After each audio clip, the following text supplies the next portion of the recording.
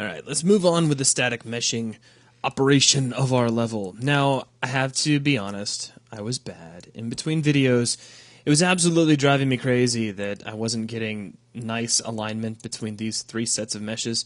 So I ended up taking my drag grid down to 8, and if we look really closely now, we have 416 units in between these two braces, and now if we come over here, we have 416 units between these as well. So that's the magic number, is 416. If you can squeeze that out, and to do it, you just need to go down to 8 on your drag grid, then you're golden. I just couldn't take it, you know? They needed to line up. Alright, so the next thing I want is a nice, kind of a beam that runs down the center of the room, the kind of thing that you could hang, like, you know, a sliding hook on if you wanted to, you know, pick up an engine block or something like that. Now, we have a static mesh that's perfect for this. So what I'm going to do is just point you right to it. We're going to come right into the static mesh browser. I'll click all assets and I'll clear everything out.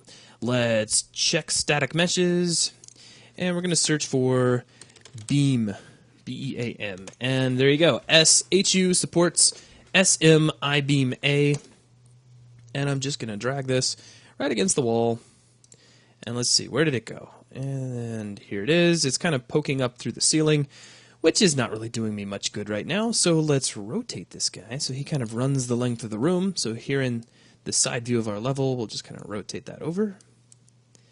And the I-beam is looking okay, but it's a little thin. Now, technically, if you really wanted to hang something on that, that's really as big as it needs to be, but I just want it to be bigger. I need a bigger I-beam or I won't be satisfied. So I've got some scale settings in mind. We're going to take our X scale here in our draw scale and set that up to 6. And then, let's see, for Y, we're going to double the size. So let's go with 2, so that makes it a whole lot taller. And then for Z, just to make this easily repeatable and to fit nicely in the room, I've got a pre-calculated number, which is 1.625. So that's like, what, 5/8, I think? Now, if we drag this all the way to the end of the room, in fact, actually, let's bring it over here to the door real quick so we can see how high up in the air it needs to be, though I plan to edit that a little bit. So we'll slide this up, because we don't want it to go through the door. Right above the door would be good. Now, here in the top view, I'm going to make sure this goes kind of right up against that wall.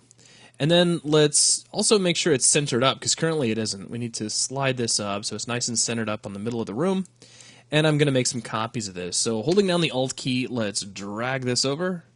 Now I need to let off the Alt key to make another copy. So let off Alt, hold down Alt again, and then drag again.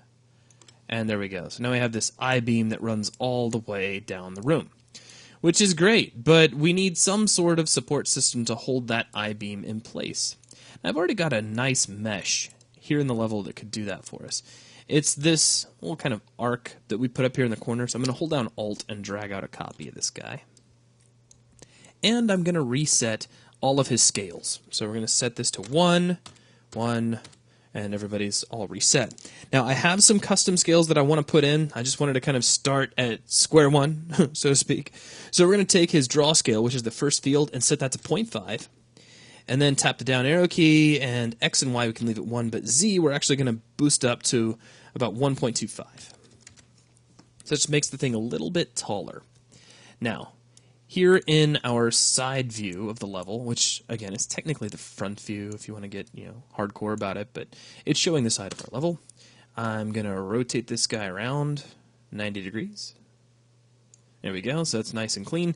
Now, this mesh is a little bit shy of the ceiling, so if we line him up here in the front view, and that looks pretty good. That's doing what we need it to do, but of course we're not really hitting the ceiling. So we could make this guy a little bit taller. That's certainly one option. What I'm going to do is just move everything up, because I wasn't really sold on the exact elevation yet anyway. Now, if I select this little curved piece last here in the perspective viewport, notice that my translation widget pops over to the last selected object, which is very convenient for me. So I'm going to slide this up until it just kind of brushes the ceiling. So now it's high up in the air. We could hang whatever we wanted to from that, and we still wouldn't bump our heads on it, which is good. Now, I'm going to slide this guy over so that the top of it kind of lines right up with the center of our cross beams. Then, holding down Alt, I'm going to drag out another copy of it and rotate it around 180 degrees. And there we go. Now I'm going to continue sliding it back until the two pieces are just kind of butted right up against each other.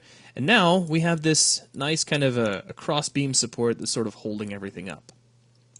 So now let's grab these two guys, and I'm going to hold down the Alt key. Actually, check this out. We're going to line the camera up along with them, just like this. Now I'm going to hold down Alt, and check this out. I'm going to hold down Shift, and now we'll drag to the left, and check it out. The camera comes along for the ride. How cool is that? So now we go ahead and line that up. And now we can drag, well, actually, make sure you let off Alt. I always forget to do that. So let off Alt, hold down Alt and Shift again, and then we drag over again, and we'll get this guy lined up right down the center as well. But then we're going to have this extra piece hanging through the wall, so let's just select that by itself and hit delete. And there we go. So we have this nice repeating system that is holding up this I-beam along the center of the room. Let's take a look here in full screen mode. And yeah, I'm digging it. Okay, so that's one piece. Now, I'd like to go on and also put together some paneling and put a door here at this kind of smaller beveled area, this kind of bay window part of the wall. But we're actually going to do that in the next video. So just one little kind of bite-sized piece done. So go ahead and save your level, and then we'll continue.